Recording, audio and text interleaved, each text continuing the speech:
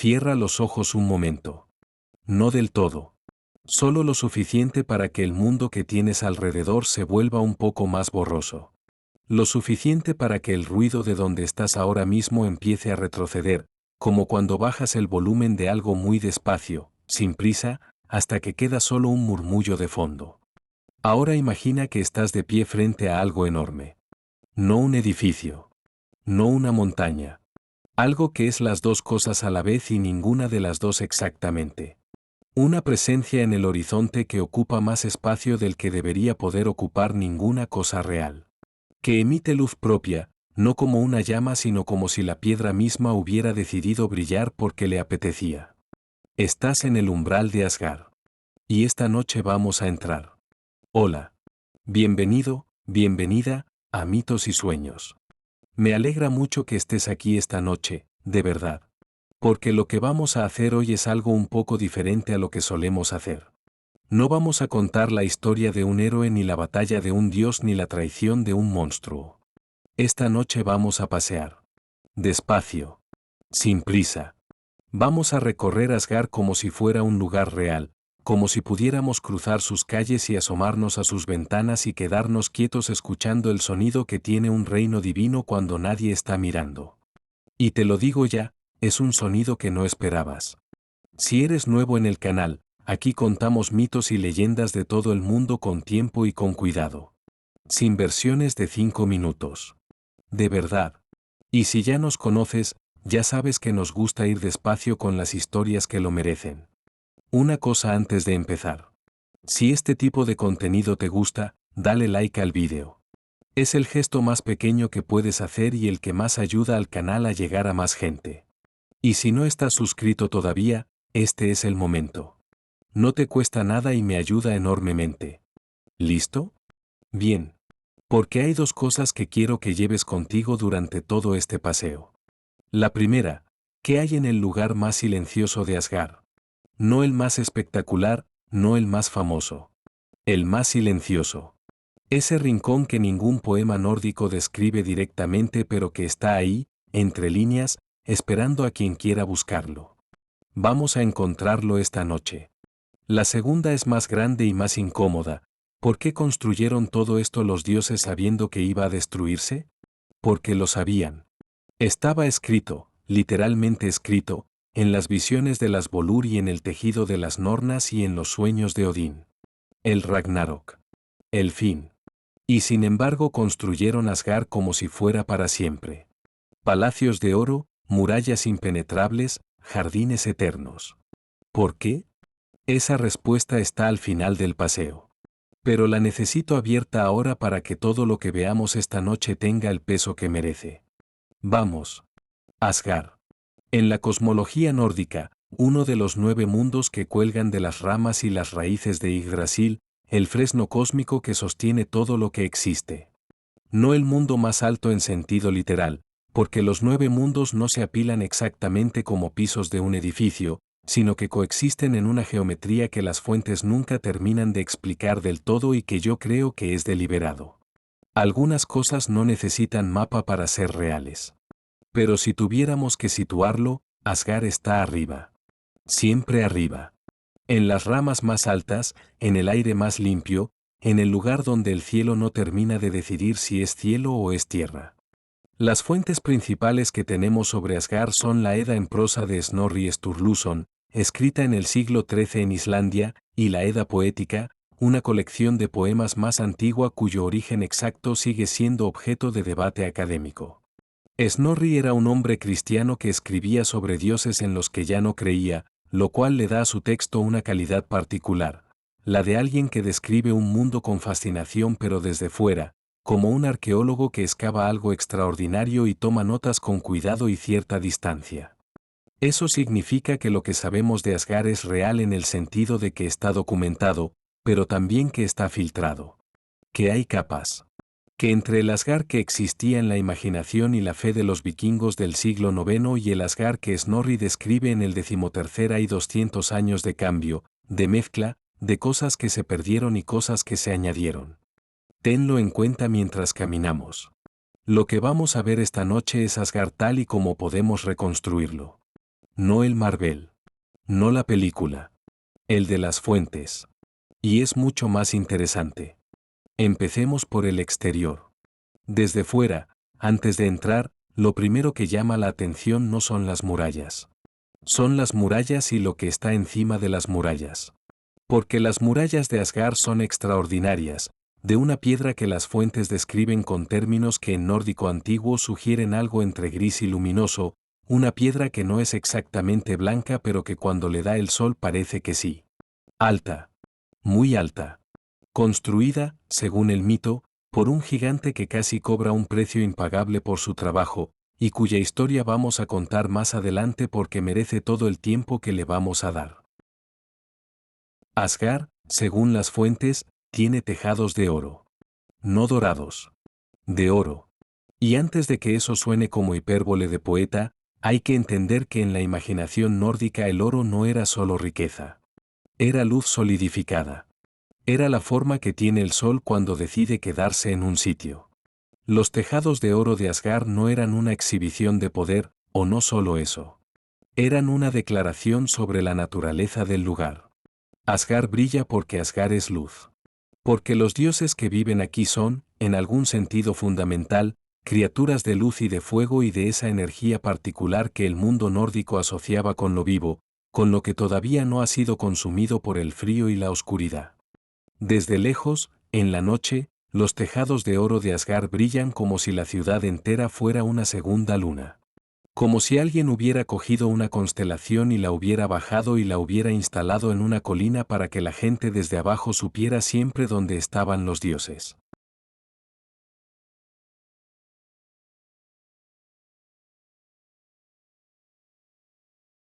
Y para entrar a Asgard hay un solo camino posible.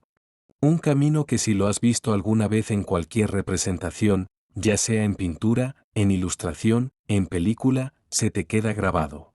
Porque no es un camino. Es la cosa más improbable y más maravillosa que puedas imaginar como infraestructura de un reino divino. Un puente que une Asgard con el resto de los mundos. Que cruza un abismo que no tiene fondo conocido. Que tiene el color de todas las cosas a la vez y que si lo cruzas por primera vez y tienes el instinto de mirar hacia abajo, lo que ves no es el vacío sino el vacío lleno de color, que es exactamente igual de aterrador pero además es extraordinariamente bello. Eso lo veremos en el siguiente tramo del paseo. Pero antes de que lleguemos al puente, quédate un momento más aquí, en este umbral, mirando la ciudad desde fuera. Vamos al puente.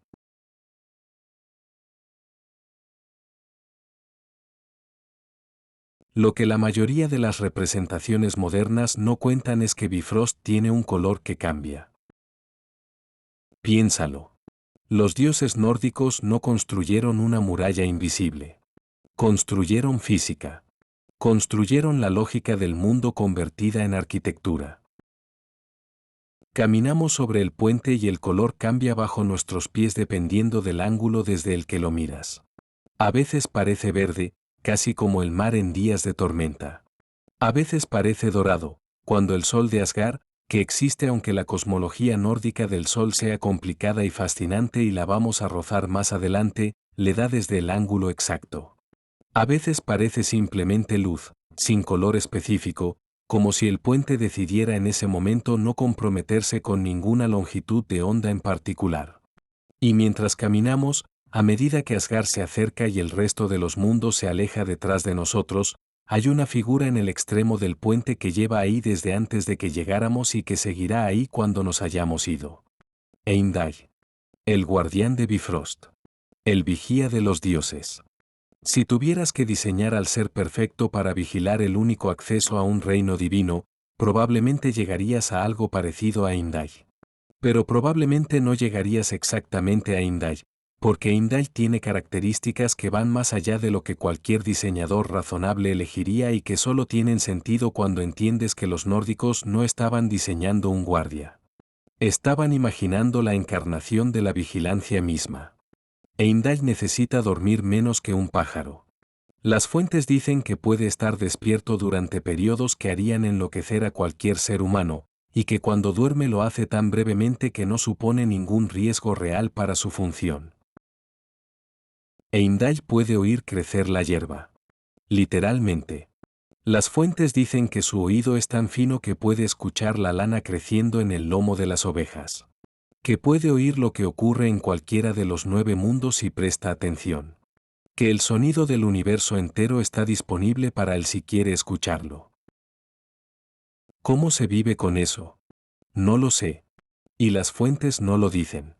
Pero hay algo en la imagen de Heimdall de pie en su extremo del puente, solo, mirando hacia todos los mundos a la vez, que me resulta profundamente solitario aunque no sea esa la intención. Hay versiones, en algunas lecturas de las fuentes, que dicen que Hayarorn está sumergido en el pozo de Mimir, el pozo del conocimiento, guardado ahí para que su sonido no se escape antes de tiempo. Como si el cuerno mismo fuera peligroso en el sentido de que su uso no puede ser accidental. Como si hubiera que asegurarse de que cuando suene, suene porque debe sonar y no porque alguien tropezó o tuvo un mal día.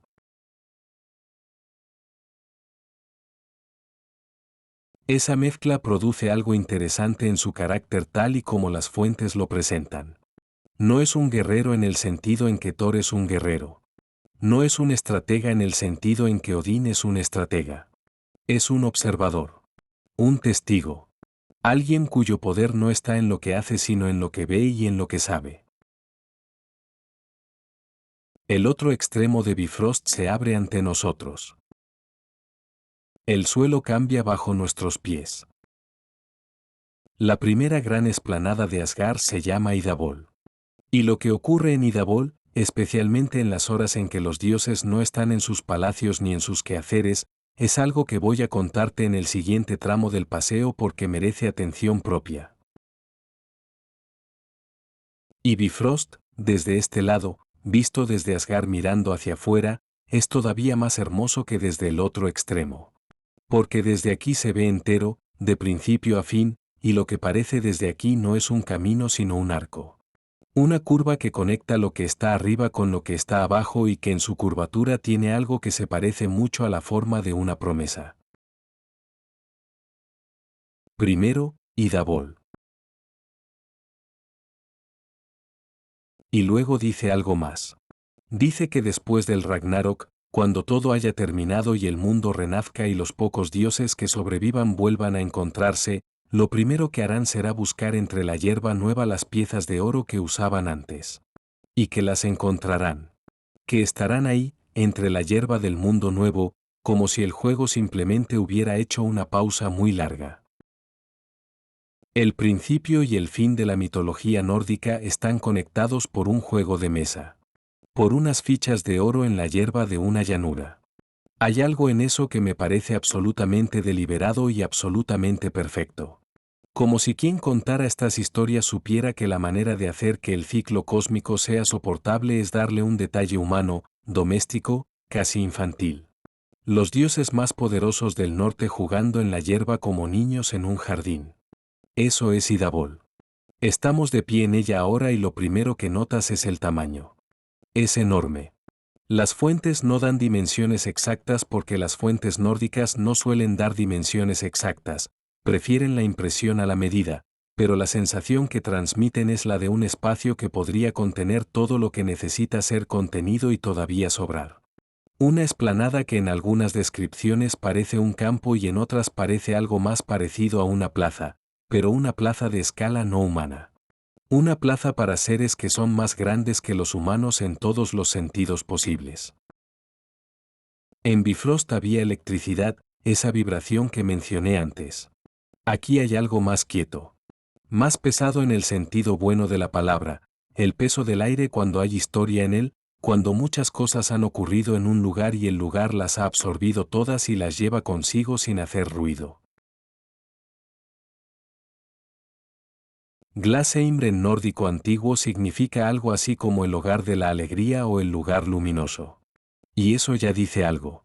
Los nórdicos nombraban sus lugares con una precisión que nosotros hemos perdido un poco. No llamaban a un sitio de una manera y luego lo decoraban de otra. El nombre era la descripción. Era el contrato entre el lugar y quien lo habitaba. El hogar de la alegría es donde los dioses se reúnen.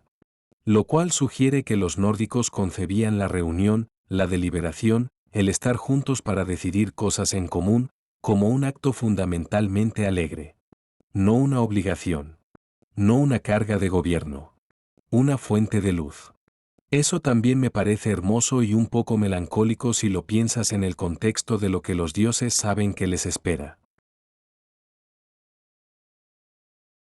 Caminamos por Idabol y la hierba bajo nuestros pies es exactamente lo que prometía desde la entrada.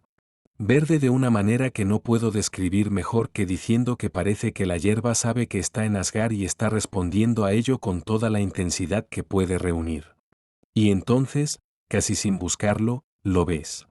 En la hierba, a unos metros de donde estamos, hay algo que brilla levemente. Un reflejo dorado entre las briznas. Te agachas. Lo recoges. Es una ficha de juego. Pequeña, perfectamente redonda, de un oro que no es el oro de los tejados, más suave, más gastado, con las marcas de haber sido sostenida muchas veces por dedos que deben ser bastante más grandes que los nuestros. La miras durante un momento. Y luego la dejas donde estaba. Porque hay cosas que pertenecen a un lugar y que si las mueves pierden algo que no puedes devolver. Seguimos caminando hacia el norte de la llanura y el paisaje de Asgard empieza a cambiar. Idabol es abierta, horizontal, un espacio para estar y para verse. Pero conforme avanzamos, las construcciones se vuelven más presentes. Los palacios de los dioses se van definiendo en el horizonte, cada uno con su carácter, cada uno con su luz propia. Y el más visible, el que se ve desde más lejos porque es literalmente imposible no verlo, es el que está un poco apartado del resto, en una posición que sugiere que quien lo construyó quería que fuera visible pero no exactamente accesible. Que quisiera que lo viera sin que eso implicara que podía simplemente entrar. Tiene 540 puertas. Eso dicen las fuentes. 540 puertas, cada una lo suficientemente ancha para que pasen 800 guerreros marchando en formación. Si haces la multiplicación, que yo la hice y es parte del ejercicio, estamos hablando de un edificio que puede recibir simultáneamente a más de 430.000 guerreros. No es un palacio. Es una ciudad disfrazada de palacio. Se llama Valhalla. Y lo que ocurre dentro en este momento, ahora que es de noche y el día de entrenamiento ha terminado y los guerreros están en los salones y la carne está en los fuegos y el hidromiel corre sin parar, es algo que merece que nos acerquemos despacio y con atención. Porque Valhalla tiene una reputación que precede a cualquier descripción honesta, y parte de esa reputación es correcta, y parte es una simplificación que le quita algo de lo que realmente es. Un lugar que no es exactamente el paraíso que la cultura popular describe, ni exactamente lo contrario. Sino algo más matizado y más interesante que las dos versiones simples. Vamos hacia allá. Pero antes de que lleguemos a las puertas, hay una cosa que quiero que notes desde aquí, desde la distancia, antes de que el edificio te absorba con su escala imposible. Hay briznas de hierba en el suelo frente a las puertas de Valhalla que están aplastadas por el tráfico constante de siglos. Hierba que ha intentado crecer y que cada día vuelve a ser pisada por los Einherjar, los guerreros elegidos, que salen a luchar al amanecer y vuelven al anochecer y mañana volverán a salir y volverán a volver, en ese ciclo que es simultáneamente la cosa más vikinga que puedas imaginar y una de las ideas más extrañas sobre el tiempo libre que ninguna cultura haya producido. Hierba aplastada frente a las puertas del paraíso de los guerreros. Ese detalle pequeño, ese detalle que las fuentes no mencionan pero que tiene que estar ahí si lo piensas, dice algo sobre la naturaleza de Valhalla que ninguna descripción épica puede decir tan bien. La rutina existe incluso en el cielo. Incluso aquí. 540 puertas. Vamos a entrar por una sola. La más cercana, la que tenemos delante, es ya de por sí más grande que cualquier cosa que hayamos visto en el mundo ordinario. El dintel está a una altura que hace que te preguntes qué tipo de ser necesita una puerta de ese tamaño, y la respuesta es que no es una cuestión de tamaño físico sino de número. No una puerta grande para un ser grande. Una puerta grande para que quepan muchos a la vez. Para que cuando llegue el momento, cuando suene el Hayarorn de Imdall y los Einherjar tengan que salir todos a la vez hacia el campo del Ragnarok, no haya embotellamiento. No haya empujones ni confusión ni el caos logístico de demasiada gente intentando salir por demasiado poco espacio. Valhalla está diseñado para un solo momento final. Todo lo demás, los siglos de banquetes y batallas y hidromiel y camaradería, es la preparación para ese momento. El entrenamiento más largo de la historia del cosmos. Entramos. El primer impacto es el techo. Las fuentes dicen que el techo de Valhalla está hecho de escudos. No de madera ni de piedra ni de ningún material de construcción convencional. Escudos. Dispuestos como tejas, superpuestos, cubriendo toda la extensión de ese espacio imposible. Y las lanzas, en lugar de vigas, son las que sostienen la estructura. Las paredes están hechas de lanzas también, dispuestas verticalmente, con los astiles formando algo parecido a una empalizada interior. Es un edificio construido con armas. No como decoración. Como material de construcción fundamental. Como si quien diseñó Valhalla quisiera que el espacio mismo recordara constantemente su función. No estás en un salón de banquetes que también tiene armas colgadas en las paredes. Estás en un lugar donde la distinción entre el salón y el arsenal no existe, donde vivir y estar preparado para luchar son la misma cosa. El suelo es de piedra. Eso sí. Una piedra oscura, casi negra, que ha sido pulida por siglos de pisadas y que refleja levemente la luz de los fuegos. Porque hay fuegos por todas partes. No antorchas, aunque también hay antorchas. Hogueras. Fuegos grandes, generosos, del tipo que produce tanto calor que si estuvieras demasiado cerca te resultaría incómodo pero que a la distancia a la que estamos ahora produce esa calidez particular de las noches de invierno cuando estás dentro y el frío está fuera. Y el sonido. El sonido de Valhalla por la noche es algo que hay que prepararse para escuchar porque es mucho.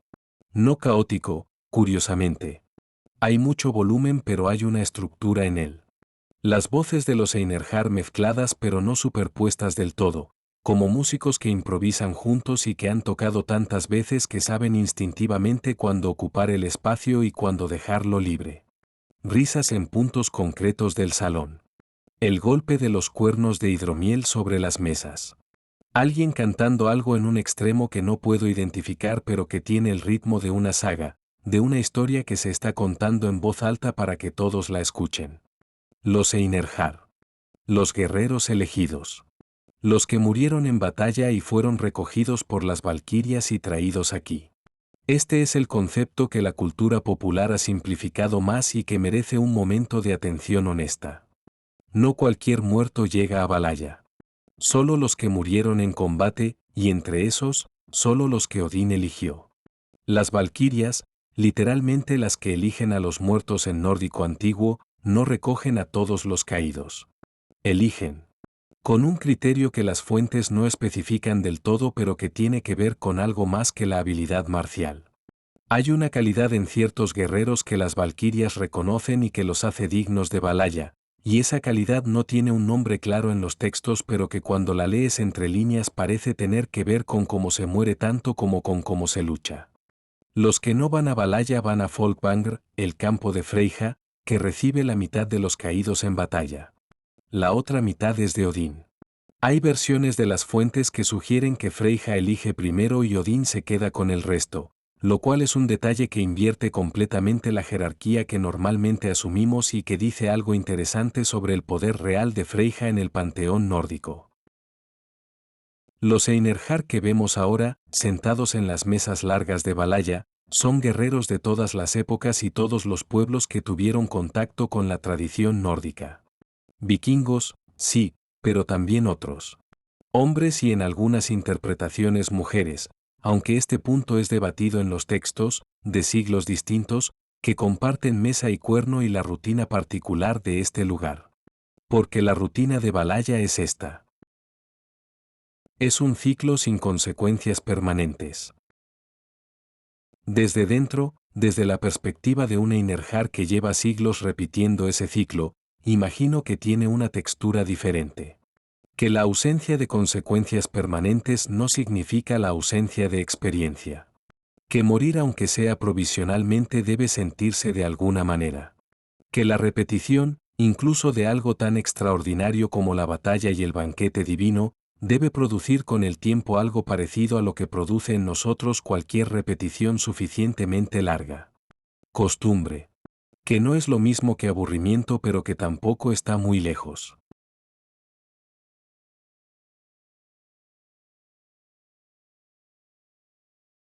La bebida es hidromiel. Viene de la ubre de una cabra llamada Irún que vive en el techo de Balaya, entre los escudos y que pasta las ramas del árbol Lerar, que algunas fuentes identifican con Yggdrasil o con una extensión de él. La cantidad de hidromiel que produce Irún cada día es suficiente para llenar una cuba tan grande que todos los Einherjar pueden beber hasta satisfacerse. Una cabra en el techo de escudos del cielo de los guerreros produciendo hidromiel infinito.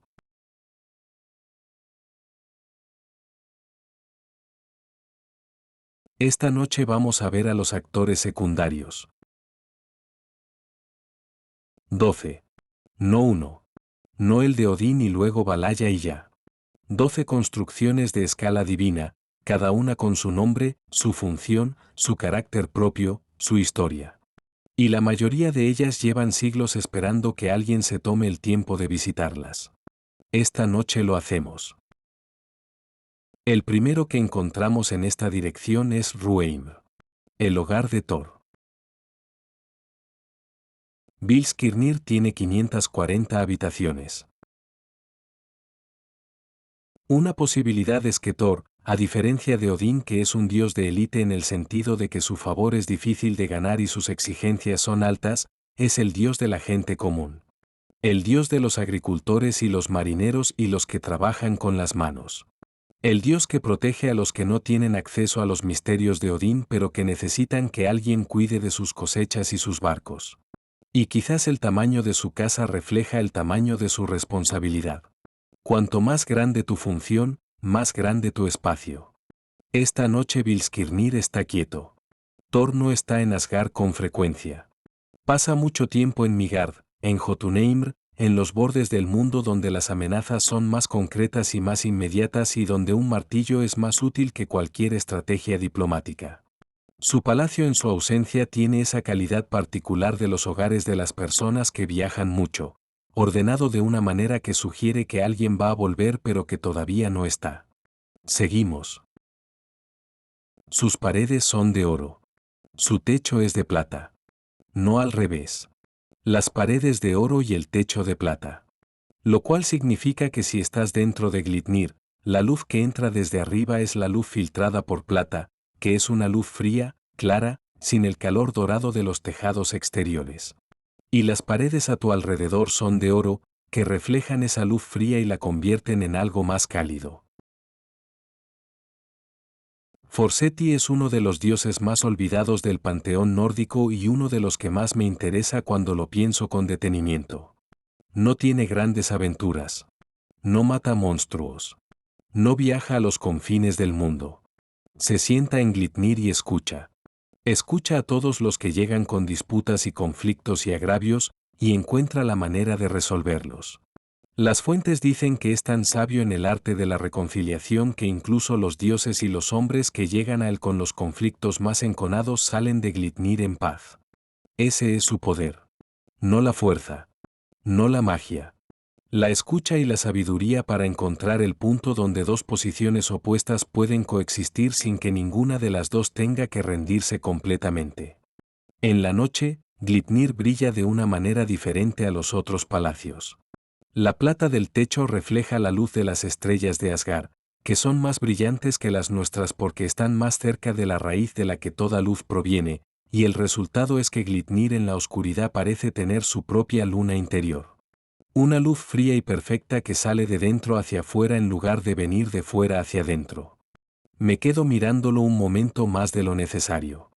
Seguimos hacia el este y encontramos Eneoatún, el hogar de NJRR, el dios del mar y del viento y de la pesca y de todo lo que tiene que ver con el agua y con los viajes por el agua.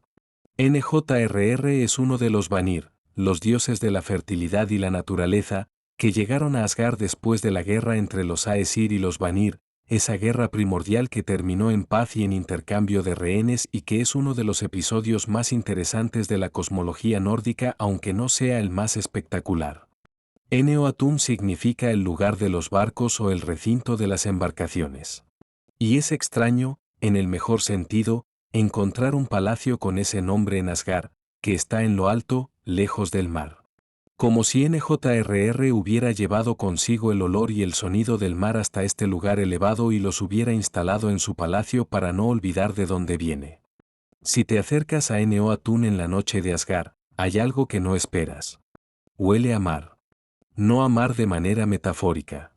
A mar de verdad. Sal y algas y esa humedad particular que tiene el aire en los puertos cuando la marea está bajando. En medio de Asgard, entre palacios de oro y hierba divina y el peso del aire de los dioses, hay un rincón que huele exactamente como un puerto en un día nublado.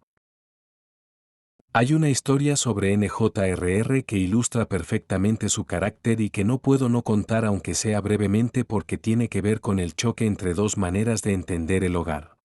NJRR se casó con Sky, la diosa de la caza y de las montañas nevadas, después de un episodio complicado que involucra a los gigantes y a la muerte del padre de Sky y a una compensación que los dioses ofrecieron y que incluía la posibilidad de casarse con uno de ellos. Sky eligió a NJRR porque pensó, mirando solo sus pies durante el proceso de elección, que eran los pies de Balder. Se equivocó. El matrimonio fue un desastre amable. Sky quería vivir en Rimeim, su hogar en las montañas. NJRR quería vivir en Ene-Atún, junto al mar. Acordaron alternarse. 9 noches en las montañas, luego 9 noches junto al mar, y así. No funcionó. NJRR en las montañas no podía dormir por el aullido de los lobos que le resultaba insoportable. Sky en la costa no podía dormir por el grito de las gaviotas que le resultaba igualmente insoportable. Al final se separaron amigablemente y cada uno volvió a su lugar. Eso también es nórdico. Esa pragmática aceptación de que algunas cosas no funcionan y que reconocerlo es más sabio que insistir. Ene-Atún esta noche huele a sal y a madera mojada y a algo que no puedo nombrar pero que evoca distancia. La distancia particular del mar abierto donde no hay tierra en ninguna dirección y el horizonte es el único punto de referencia. Seguimos. Hay más palacios. Valaskjalf, el de Odín con su trono de observación, al que llegaremos más tarde porque merece tiempo propio. Fensalir, el hogar de Frigg, que está envuelto en una neblina suave que las fuentes no explican pero que parece deliberada, como si Frigg prefiriera un poco de misterio alrededor de su espacio. Sokvabekr, el palacio de Saga, donde Odín y la diosa se sientan a beber juntos junto a corrientes de agua fría y se cuentan historias antiguas. Las fuentes dicen que esto ocurre todos los días. Que Odín, el dios más ocupado y más cargado de responsabilidad del cosmos, reserva tiempo todos los días para sentarse con Saga junto al agua y escuchar historias. Eso me parece una de las cosas más sabias que un dios podía hacer.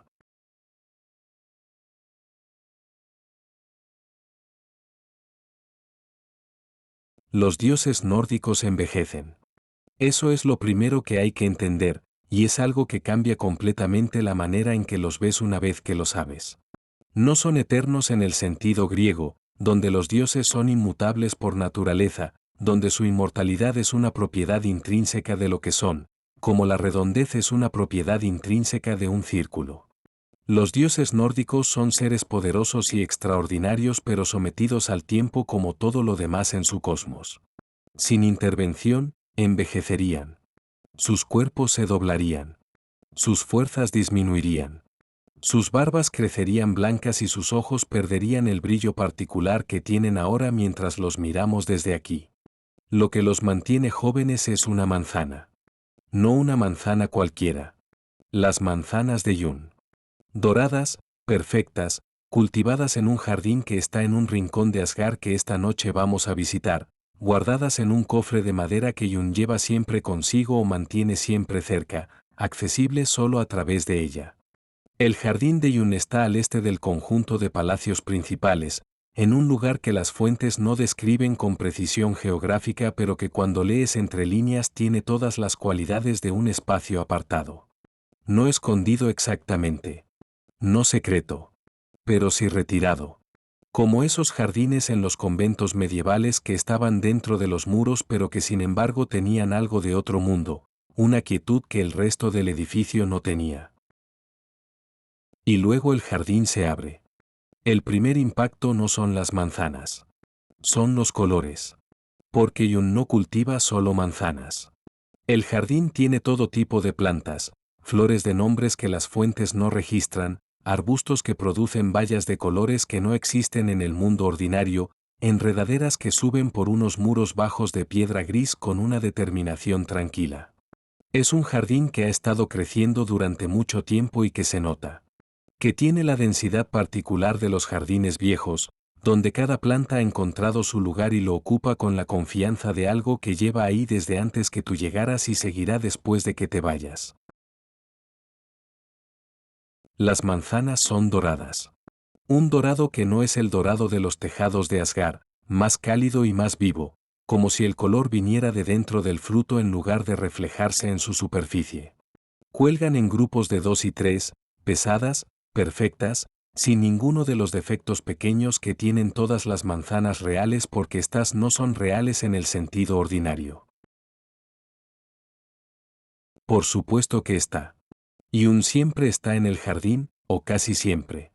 Es uno de esos seres cuya identidad y cuyo lugar son inseparables, que no puedes imaginarte en ningún otro contexto sin que algo en la imagen no funcione. Y un en un salón de banquetes, y un en una batalla, y un en el mar. No. Y un en su jardín, con sus manzanas, con ese cofre de madera cerca. Eso es Yun. Las fuentes la describen con escasez de detalles físicos, lo cual es inusual porque la mitología nórdica suele ser bastante concreta sobre el aspecto de sus personajes. De Yun solo sabemos que es joven, que parece siempre joven, lo cual tiene sentido dado lo que custodia, y que tiene una calidad que las fuentes expresan con palabras que sugieren algo entre la serenidad y la inocencia. No la inocencia de quien no sabe, sino la inocencia de quien sabe perfectamente y ha llegado a la paz con ello. Cuando lo hace, hay algo en su mirada que resulta difícil de describir. No es sorpresa. No es bienvenida exactamente, aunque tampoco es indiferencia. Es más parecido al reconocimiento tranquilo de alguien que esperaba que llegaras en algún momento y que ahora que has llegado simplemente continúa siendo lo que es. Nos quedamos en el borde del jardín, sin entrar del todo. Hay lugares donde la cortesía consiste en no avanzar más de lo necesario, en reconocer que el espacio tiene un dueño y que tu presencia en él es un privilegio. El jardín de Yun es uno de esos lugares. Los dioses de Asgard, con todo su poder, con sus palacios de oro y plata, con sus armas forjadas por los mejores artesanos del cosmos, con su capacidad para atravesar los 9 mundos y doblar la realidad a su voluntad, dependen de una mujer en un jardín. Dependen de que ella esté aquí, de que las manzanas sigan creciendo, de que el cofre de madera siga siendo accesible. Y entonces los dioses empezaron a envejecer. Rápido. Las fuentes dicen que en poco tiempo los dioses se volvieron grises y encorvados, que sus fuerzas disminuyeron, que Asgard perdió algo de su luz. Porque Yun no es solo la proveedora de la inmortalidad. Es de alguna manera la fuente de la vitalidad del lugar. Sin ella, Asgard envejece.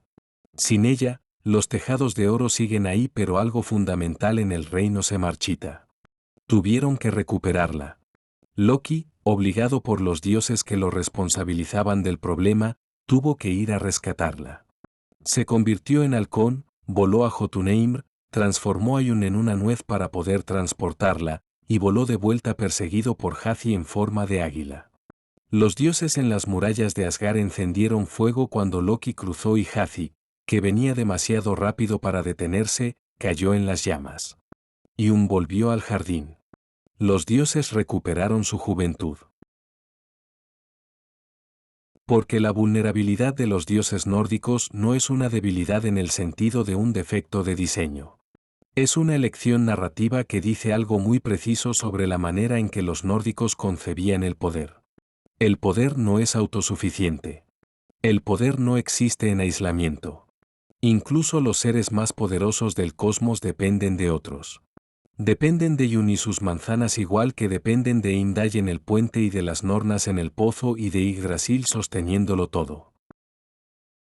Nadie, ni siquiera Odín, funciona solo.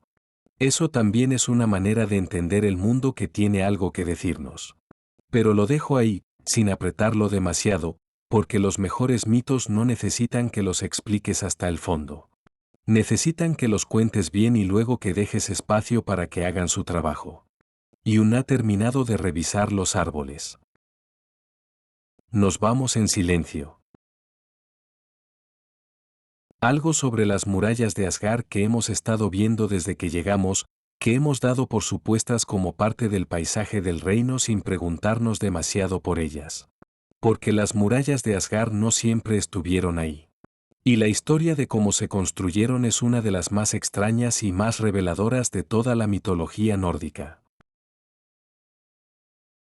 Había un problema. Entonces llegó un extraño. Su precio era el sol, la luna y a Freyja como esposa.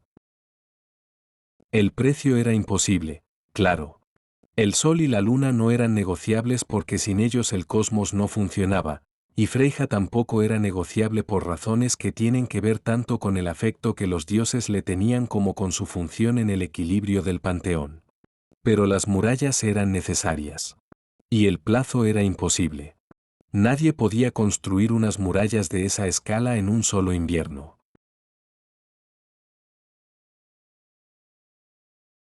Loki dijo que sí, convencido de que ni siquiera con el caballo sería posible completar el trabajo a tiempo.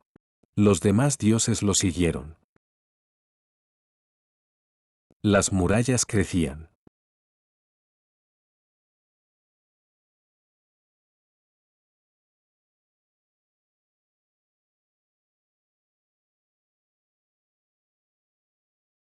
Y Loki, que había pasado un tiempo en el bosque en forma de yegua, regresó meses después. Y Loki se lo entregó a Odín, que lo aceptó y lo convirtió en su caballo personal. El mejor caballo de los 9 mundos, dicen las fuentes. El que puede galopar por el aire y por el agua y por el camino que lleva al reino de los muertos sin que ningún terreno lo detenga.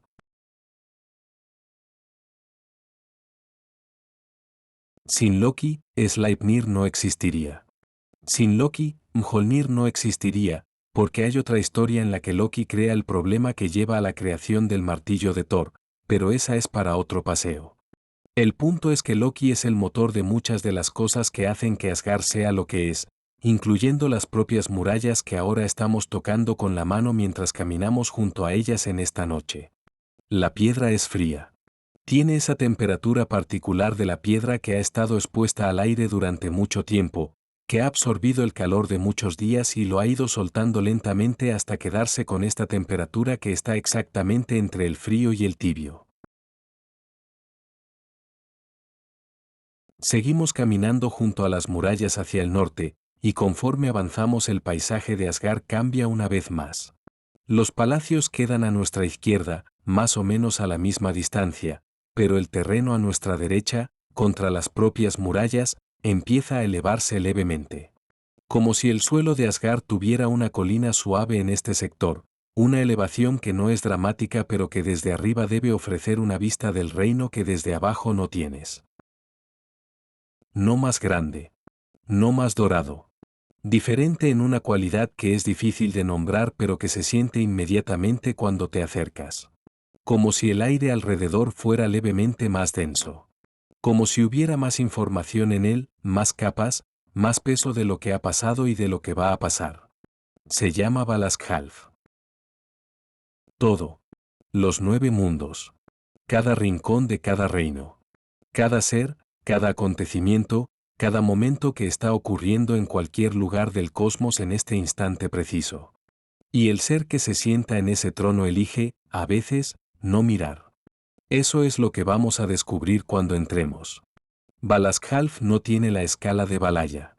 Eso es lo primero que notas cuando te acercas. No intenta impresionarte con su tamaño. No necesita hacerlo. Hay una diferencia entre los edificios que declaran su importancia a gritos y los edificios que simplemente la tienen, que la llevan consigo de manera tan natural que no necesitan anunciarse. Valaskjalf pertenece a la segunda categoría. Es de piedra oscura. No la piedra luminosa de las murallas exteriores, sino algo más antiguo, más profundo en su color, casi como si hubiera absorbido demasiada historia y la historia lo hubiera oscurecido gradualmente. El tejado no es de oro como los demás palacios. Es de plata, como Glitnir, pero donde el techo de Glitnir produce una luz fría y judicial, el de Valaskjalf produce algo diferente. Más quieto. Como si la plata aquí no quisiera brillar sino escuchar. Entramos.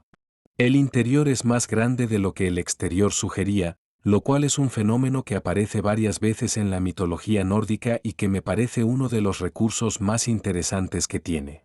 Los espacios sagrados son más grandes por dentro que por fuera. No como magia de feria. Como declaración sobre la naturaleza de lo que contienen. Lo que está aquí dentro no cabe en el exterior. No porque sea físicamente imposible, sino porque su verdadera dimensión no es espacial. El salón está en penumbra.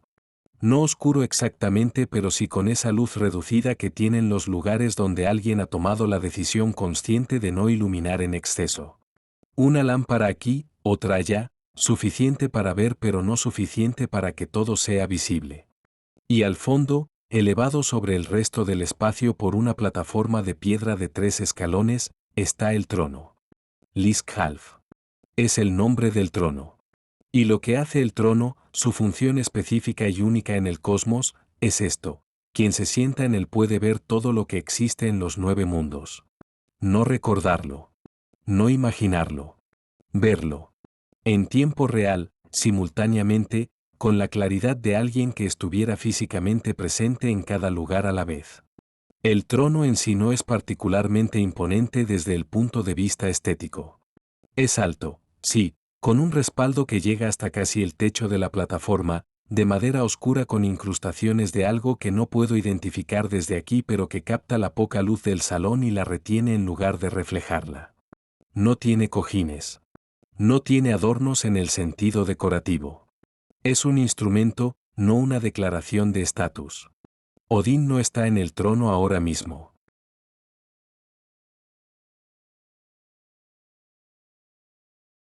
Entregó un ojo. El derecho, según la mayoría de las fuentes. Lo depositó en el pozo de Mimir, el pozo del conocimiento que está bajo una de las raíces de Yggdrasil, a cambio de un trago del agua que contiene. Un trago. La sabiduría que da ese trago no se describe directamente en las fuentes porque quizás no hay palabras para describirla, pero sus efectos son visibles en cada decisión que Odín toma, en cada movimiento de su estrategia cósmica. Eso es lo que hace alguien que sabe que no sabe suficiente y que está dispuesto a sufrir para acercarse un poco más. Nos acercamos al trono despacio. No para sentarnos en él. Eso sería una transgresión que las fuentes documentan con claridad.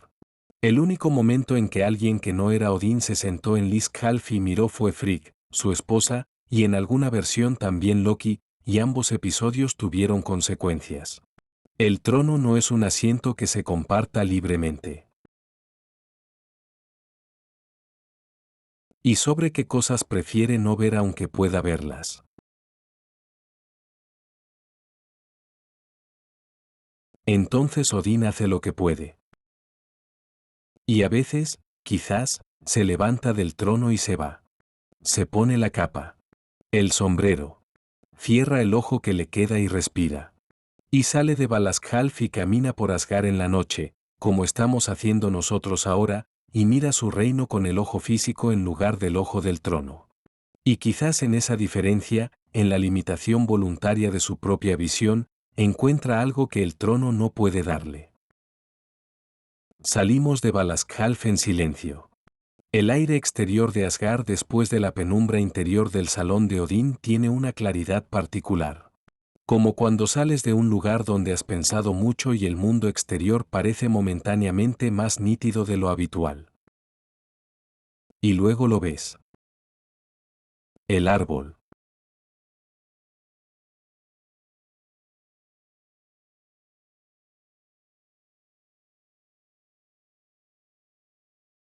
Eso es lo que hay que entender primero. Yggdrasil tiene 3 raíces principales y cada una llega a un lugar diferente. Una llega a Asgard, a los pies del pozo de Ur. Una llega a Jotunheimr, a los pies del pozo de Mimir, donde Odín depositó su ojo y donde el conocimiento de todo lo que existe está guardado en el agua. Y una llega a Niflheim, al mundo de la niebla y el frío, donde está el pozo Vergelmir, la fuente de todos los ríos del cosmos. No es una metáfora. O sí lo es, pero también es literal, que es la manera en que funcionan las mejores metáforas de la mitología nórdica. El árbol necesita agua de los 3 pozos para mantenerse vivo. Necesita el conocimiento de Mimir, la justicia de Ur, y el poder primordial de Vergelmir a la vez. Sin ninguno de los 3, el árbol enferma. Y si el árbol enferma, los 9 mundos que cuelgan de sus ramas y sus raíces tiemblan. Muchas. Las fuentes las nombran con una especificidad que sugiere que quien contaba estas historias las veía con claridad, no como símbolos sino como habitantes reales de un árbol real. En las ramas más altas vive un águila. Un águila tan grande que entre sus ojos hay un halcón, Berfenir, que funciona como una especie de vigía secundario desde las alturas. El águila y el halcón miran hacia abajo y ven los 9 mundos desde arriba, desde la perspectiva más elevada que existe. En las raíces está Nigr. Una serpiente, o un dragón según algunas fuentes, que roe las raíces de Yggdrasil sin parar. Constantemente. Día tras día, noche tras noche, desde el principio de los tiempos. Intentando destruir el árbol desde abajo mientras el águila lo vigila desde arriba. Es una imagen que no necesita explicación simbólica aunque la tenga. La tensión entre lo que sostiene el mundo y lo que intenta destruirlo es tan constante como el tiempo mismo. Y entre el águila y la serpiente hay una ardilla. Ratatosk. Una ardilla que sube y baja por el tronco de Yggdrasil llevando mensajes entre el águila y Nigr. Mensajes que las fuentes sugieren son insultos. Que la ardilla lleva los insultos del águila a la serpiente y los insultos de la serpiente al águila, atizando la enemistad entre las dos, manteniendo la tensión activa. Una ardilla mensajera de insultos en el árbol que sostiene el cosmos. Eso es Yggdrasil también. No solo grandiosidad cósmica. También una ardilla haciendo de agente provocador entre los extremos. La mitología nórdica tiene ese don que he mencionado varias veces esta noche y que no me canso de mencionar porque creo que es uno de sus rasgos más genuinos. La capacidad de mezclar la escala más grande posible con el detalle más doméstico imaginable sin que ninguno de los dos pierda su valor. Llegamos al pie de la raíz que toca Asgard. La raíz es enorme. Tan ancha que para rodearla necesitarías a un grupo de personas con los brazos extendidos y aún así probablemente no llegarían. La madera tiene una textura que desde fuera parece rugosa, con surcos profundos que siguen patrones que no son exactamente lineales. Como si la corteza del árbol hubiera crecido respondiendo a fuerzas que vienen de varias direcciones a la vez. Y junto a la raíz está el pozo. Urarbrunn. El pozo de Ur. Es más pequeño de lo que esperabas. Eso pasa a veces con los lugares más importantes. Son físicamente modestos de una manera que parece una broma hasta que entiendes que el tamaño físico no es la medida de nada que realmente importe. El pozo está rodeado de piedras blancas. No colocadas artificialmente sino dispuestas de una manera que sugiere que llevan ahí desde antes de que el pozo existiera, como si el lugar hubiera elegido su propia decoración. El agua adentro es oscura, no porque esté sucia sino porque es profunda de una manera que no tiene que ver con la distancia física hasta el fondo. Es oscura porque lo que contiene absorbe la luz en lugar de reflejarla. Y alrededor del pozo están las 3. Las Nornas. Ur, Verandi y Skuld. Que significan aproximadamente lo que fue, lo que es y lo que será, aunque los académicos discuten sobre si esas traducciones capturan del todo lo que significan en nórdico antiguo, que tiene matices temporales que el español y el inglés no reproducen exactamente. Son 3 mujeres. Las fuentes no describen su aspecto con detalle, lo cual de nuevo es una decisión que me parece deliberada. Las nornas no tienen un cuerpo que definirlas. Tienen una función. Son lo que hacen, no lo que parecen. Lo que hacen es tejer. Tejen los destinos. El hilo que manejan no es hilo en el sentido textil, sino algo que las fuentes llaman de maneras distintas, pero que en todas ellas sugiere que es material y abstracto a la vez. El destino de cada ser en los 9 mundos existe como un hilo en el tejido que las nornas producen.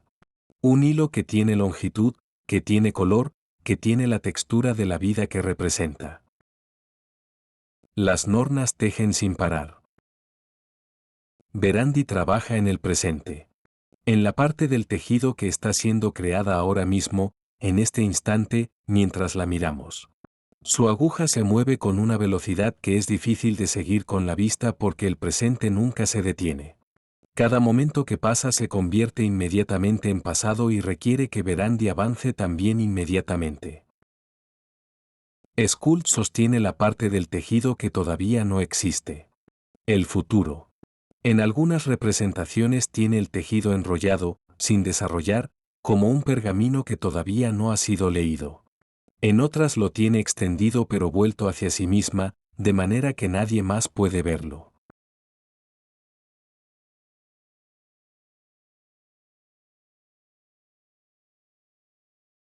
No la paz de quien no sabe.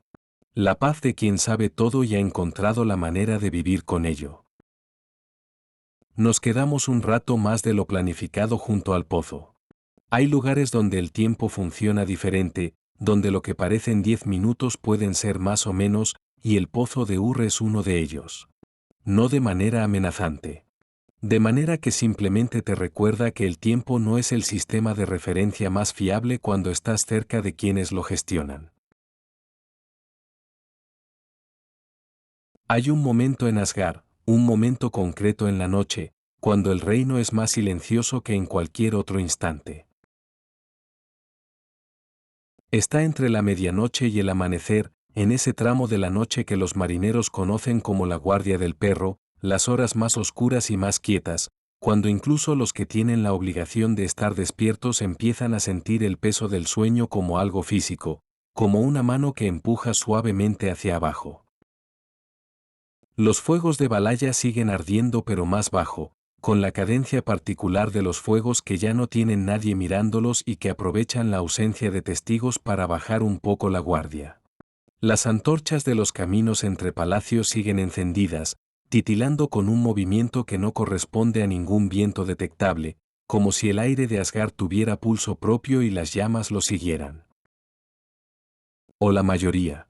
Hay siempre algunos que no duermen, que se quedan en los bancos laterales de Valhalla mirando el fuego o hablando en voz baja con el tono particular de las conversaciones que ocurren cuando el mundo está dormido y la intimidad es posible de una manera que no lo es durante el día. Las conversaciones de la madrugada tienen una calidad diferente a las del mediodía. Son más honestas, más lentas, con silencios que se respetan en lugar de llenarse. Caminamos por Asgard en esta hora y el reino tiene una textura que durante el día no era accesible. El oro de los tejados en la oscuridad no es el mismo oro que de día. De día es brillante, asertivo, una declaración de presencia. De noche es otra cosa. Más suave. Como si el oro recordara que también puede ser íntimo, que la misma sustancia que durante el día irradia poder puede durante la noche simplemente existir, sin necesidad de demostrar nada. Y un duerme en su jardín, o cerca de él. El cofre de madera está cerca, siempre cerca. Caminamos hasta el borde de la llanura de Idabol y nos sentamos en la hierba. No porque haya nada que ver específicamente en esta dirección, sino porque a veces el mejor punto de observación no es el más estratégico sino el más cómodo.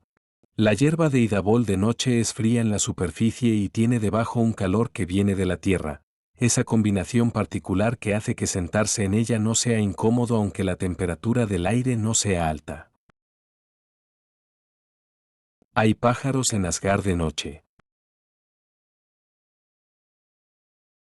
Hay una frase de las fuentes que Odín pronuncia sobre sus cuervos que me parece de las más reveladoras de toda la mitología nórdica. Dice que le preocupa a Hugin, el pensamiento, que pueda no volver algún día.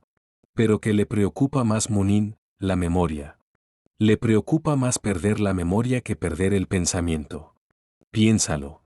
El Dios más sabio del cosmos, el que ha sacrificado un ojo y 9 días de su vida colgado de un árbol para obtener conocimiento, dice que lo que más teme perder no es la capacidad de pensar sino la capacidad de recordar. Y teme perder eso más que cualquier otra cosa. Hay un momento, justo antes del amanecer, en que el silencio de Asgard alcanza su punto más profundo. Es un silencio que no es ausencia de sonido sino presencia de algo diferente. Como cuando el volumen de todo lo que existe baja simultáneamente un nivel y lo que queda no es nada sino el sonido de fondo del cosmos. El sonido que siempre está ahí pero que solo puedes escuchar cuando todo lo demás se calla. Es el sonido de Yggdrasil. Desde aquí, desde la llanura de Idabol, en esta hora, con el oído calibrado por el silencio de la madrugada, puedes escucharlo. Esa vibración que mencioné al principio, cuando llegamos, pero ahora más clara. Más presente. Como una nota muy grave que no percibes tanto con los oídos como con el pecho, con esa parte del cuerpo donde vives los sonidos que son demasiado grandes para los oídos solos. El árbol que sostiene el cosmos respira. Y en su respiración hay algo que esta noche, en este silencio, se parece mucho a una pregunta. No una pregunta con palabras. Una pregunta en el sentido de que produce en quien la escucha un estado de atención particular, una sensación de que hay algo importante que todavía no has terminado de entender y que quizás en este momento, en este silencio, estás más cerca de entenderlo que en cualquier otro. La pregunta que Asgard lleva planteando desde que entramos por primera vez. ¿Por qué construyeron todo esto sabiendo que iba a terminar? Hemos estado aplazando esa respuesta durante todo el paseo. La hemos rozado varias veces. En el jardín de Yun. En el salón de Odín. En el pozo de las Nornas. Cada parada del recorrido ha añadido una capa a la pregunta sin responderla del todo. Esta noche, antes de que amanezca, vamos a responderla. Pero primero hay que ver el amanecer. Porque el amanecer en Asgard es algo que merece ser visto antes de irse. Y porque hay algo en la manera en que la luz vuelve a este reino después de la noche que dice más sobre la naturaleza de Asgard que cualquier descripción que yo pueda hacer. El cielo al este está empezando a cambiar. Muy levemente. Apenas perceptible. Pero el negro absoluto de la medianoche está cediendo a algo que todavía no es azul pero que ya no es negro exactamente. Como el primer indicio de un pensamiento que todavía no tiene palabras. Asgard va a despertar. Y con él, la respuesta que hemos estado buscando. El Ragnarok no es el fin. Eso es lo primero que hay que entender, y es lo que cambia todo cuando lo entiendes de verdad. La palabra que usamos en español, apocalipsis, viene de una tradición donde el fin es el fin. El punto después del cual no hay nada o hay un estado completamente diferente y permanente. El fin como puerta que se cierra. La tierra sube del mar. Verde. Fértil. Con cascadas y águilas y los campos que crecen sin que nadie los haya sembrado. Los dioses que sobreviven, que son pocos pero que son, se reúnen en Idabol y buscan entre la hierba nueva las fichas de oro con las que jugaban antes. Y las encuentran.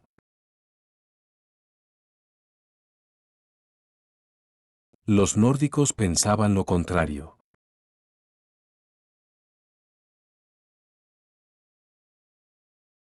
No porque piense que puede cambiar el resultado final, sino porque la alternativa, la parálisis frente a lo inevitable, le parece una respuesta indigna de lo que tiene frente a sí.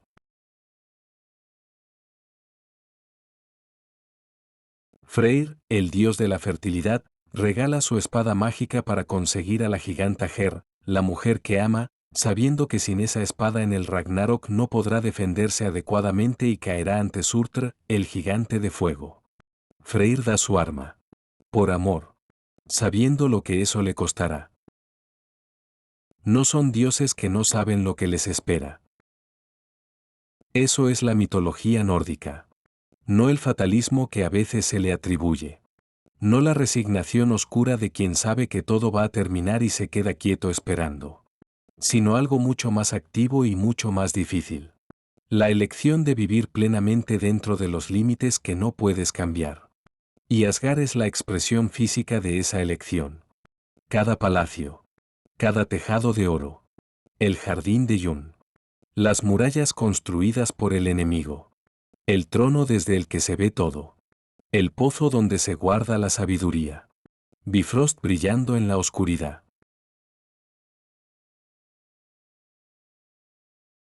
Hay algo moviéndose en Valhalla. Los primeros Einherjar que despiertan. No muchos. Los que siempre despiertan primero, los que tienen ese reloj interno que ninguna cantidad de hidromiel puede desajustar del todo. Se escuchan voces. El sonido de armadura.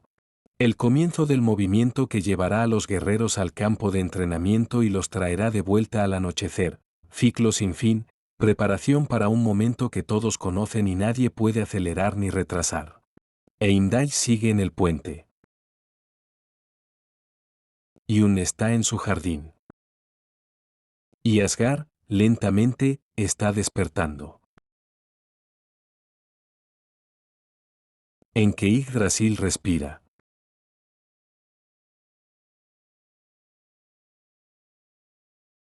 Y ahora es el momento de despedirnos de él. No de golpe. No con la dramática aparición que tienen los amaneceres cuando los ves desde un pico de montaña o desde el mar abierto, esa explosión repentina de color que ocupa el horizonte de extremo a extremo. El amanecer en Asgard es gradual. Casi conversacional. Como si la luz y la noche llegaran a un acuerdo mutuo en lugar de que una desplace a la otra.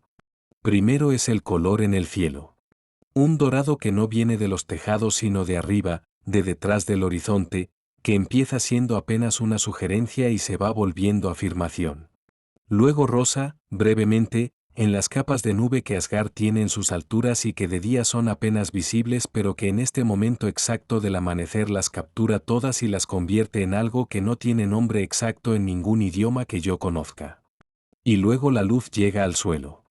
Y los tejados de oro de Asgard, que durante la noche eran íntimos, suaves, casi callados, de repente vuelven a ser lo que son de día. Brillantes. Asertivos. Una declaración de presencia que se extiende desde los palacios hacia afuera, hacia la llanura, hacia Bifrost que también cambia con la llegada de la luz y recupera sus colores completos, y hacia los bordes del reino donde las murallas de piedra luminosa se vuelven más luminosas todavía. Asgard de día es hermoso. Pero Asgard en el momento exacto en que el día llega es otra cosa. Es el momento en que ves las dos naturalezas del reino a la vez. La íntima y la grandiosa. La que existe en el silencio de la madrugada y la que existe en el brillo del mediodía. Por un instante brevísimo las dos coexisten y el reino se muestra completo, sin elegir entre lo que es de noche y lo que es de día, siendo las dos cosas a la vez con la comodidad de quien no necesita elegir. Ese instante pasa. El día se instala. Los Einherjar salen de Valhalla en formación hacia el campo de entrenamiento, con ese rumor particular de armadura y voces que ya habíamos escuchado comenzar hace un rato y que ahora se convierte en algo más definitivo. Las puertas de otros palacios se abren. Figuras que durante la noche eran ausencias se vuelven presencias. Asgard recupera su ritmo diurno con la naturalidad de algo que lleva haciéndolo desde antes de que ninguno de nosotros existiera. Es el momento de irnos. No porque haya nada que nos expulse. No porque el reino nos rechace o la bienvenida haya terminado de ninguna manera formal. Sino porque hay un tiempo correcto para estar en los lugares y un tiempo correcto para dejarlos. Y sentarse en la hierba de Idabol viendo despertar a Asgard cuando el día ya está completamente instalado sería quedarse más de lo que el paseo requería. Lo hemos visto todo lo que veníamos a ver. O casi todo. Porque hay dos cosas que prometí al principio de esta noche y que todavía no he cerrado del todo.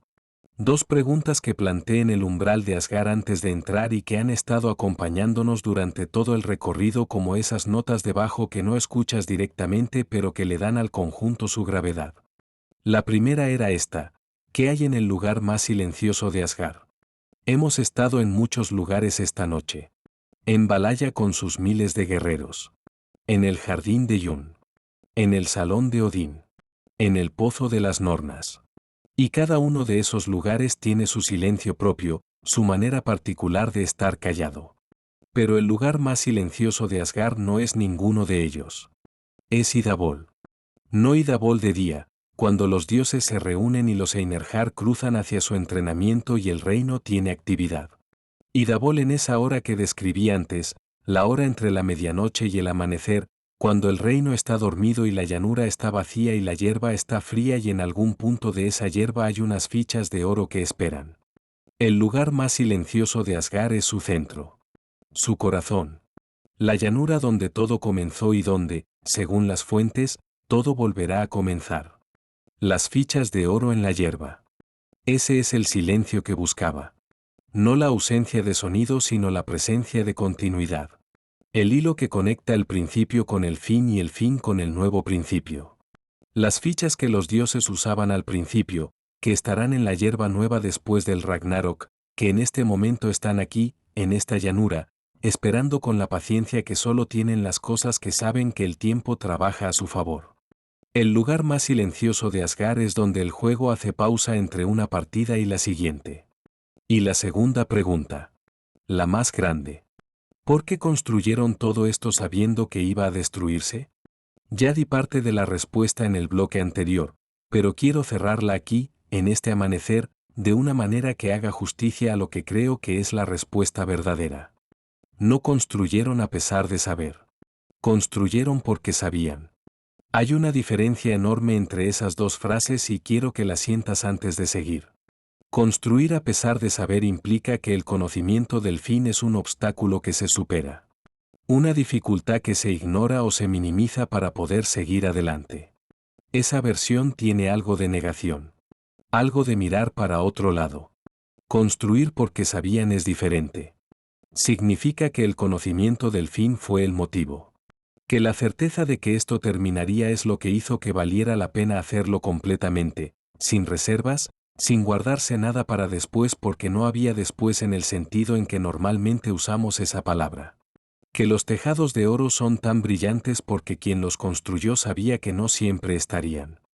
Los nórdicos tenían una palabra para la actitud del guerrero que entra en batalla sabiendo que puede morir y que elige entrar de todas formas con todo lo que tiene.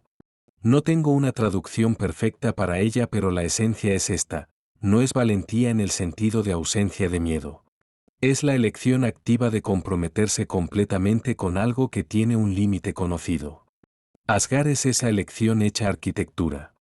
Cada palacio, cada jardín, cada puente, cada pozo, cada árbol, cada ficha de oro en la hierba de Idabol es la respuesta colectiva de un panteón entero a la pregunta más difícil que cualquier ser consciente puede hacerse. ¿Qué haces cuando sabes que todo termina? Los dioses nórdicos respondieron: construyes algo hermoso. Cuidas lo que tienes. Proteges a los que proteges. Buscas la sabiduría que puedas encontrar. Te sientas con quien quieres junto al agua y escuchas historias. Dejas que el Dios de la justicia escuche a los que tienen conflictos. Cuidas el jardín.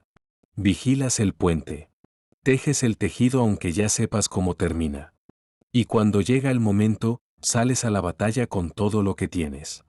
No porque vayas a ganar necesariamente, sino porque la alternativa, quedarte quieto esperando el fin con las manos vacías, no es una respuesta que ninguno de ellos pudiera aceptar.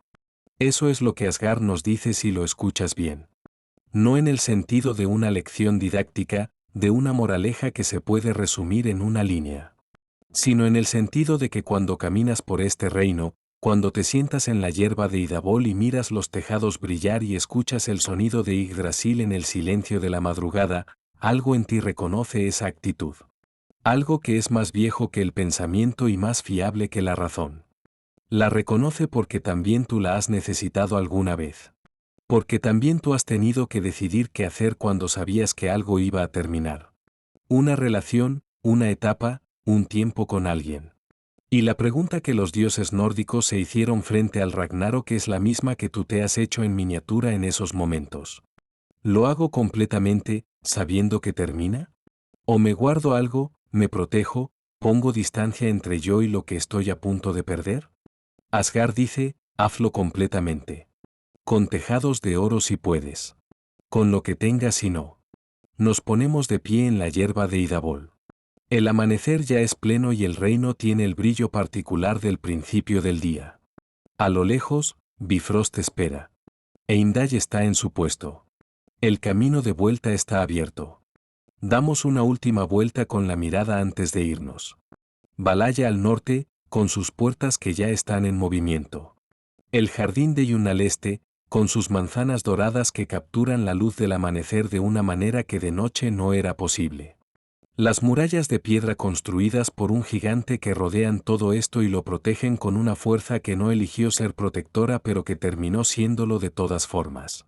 El palacio de Forseti brillando con su techo de plata. El olor a mar desde Ene-Atún, que incluso de mañana, incluso con toda la actividad que empieza, sigue siendo el olor más inesperado de Asgard.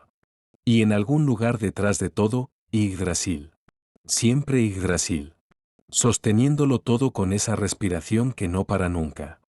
Las nornas siguen tejiendo junto al pozo. Por supuesto. Caminamos hacia Bifrost. Heimdall nos mira llegar con la misma atención tranquila con que nos miró llegar la primera vez. Sin sorpresa. Sin ceremonia de despedida elaborada. Solo ese reconocimiento quieto de quien sabe todo lo que hay que saber sobre tu visita porque lleva toda la noche sabiendo lo que has estado haciendo. Asentimos. Él asiente. Pisamos el puente. Y en el primer paso sobre Bifrost, en esa vibración que esta vez ya reconocemos y que esta vez produce algo diferente a la primera vez, algo que se parece más a la gratitud que a la sorpresa, miramos hacia atrás una vez más. Asgard en el amanecer. Los tejados de oro encendidos por la luz nueva. Las murallas brillando. El humo de los fuegos de Valhalla subiendo recto hacia un cielo que todavía no ha decidido del todo qué color va a ser hoy. La hierba verde de Idabol con sus fichas doradas que no puedes ver desde aquí pero que sabes que están ahí. Un reino construido por seres que sabían que iba a terminar. Y que de todas formas lo hicieron con todo lo que tenían. Eso es Asgard. Y eso, si me permites decirlo antes de que el puente nos lleve de vuelta al mundo ordinario, somos nosotros también en nuestros mejores momentos. Seres que saben que las cosas terminan y que de todas formas las hacen completamente. Con tejados de oro si podemos. Con lo que tengamos y no. Gracias por acompañarme esta noche en Mitos y Sueños. De verdad. Este paseo es uno de los que más me ha gustado hacer, y hacerlo contigo lo hace diferente.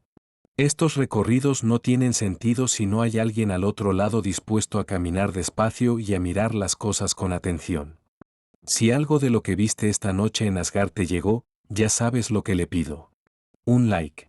No por protocolo sino porque esa señal pequeña le dice al algoritmo que este tipo de contenido merece llegar a más personas. Que hay gente dispuesta a sentarse hora y media a pasear por un reino mitológico en silencio. Y si aún no estás suscrito a Mitos y Sueños, este es el momento. Hay muchos más reinos que visitar. Muchos más mitos que merecen tiempo y atención. Muchas más noches como esta esperando. Cuéntame en los comentarios qué rincón de Asgard te habría gustado visitar más tiempo. Si fue el jardín de Yun o el pozo de las Nornas o el salón de Odín o simplemente la hierba de Idabol en el silencio de la madrugada. Me encantará leerlo. Nos vemos en el siguiente paseo. Y mientras tanto, cuando veas el amanecer, piensa en los tejados de oro. Por si acaso.